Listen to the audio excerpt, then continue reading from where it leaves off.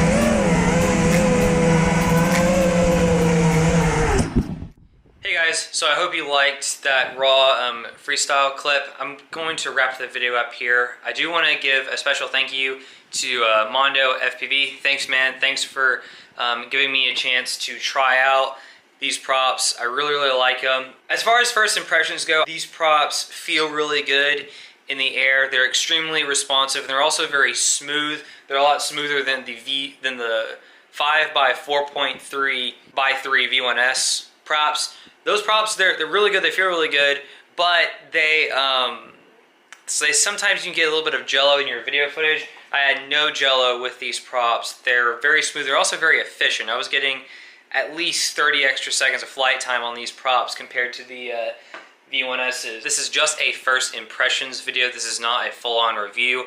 I still want to do some more tests with these props, especially with my reverb running some Emax motors. These are Emax 2206, 25, 50 kV, and they've got some different electronics. This is running the Helio Spring Flightboard V1 and a BioHeli S 35 amp ESC from Lumineer.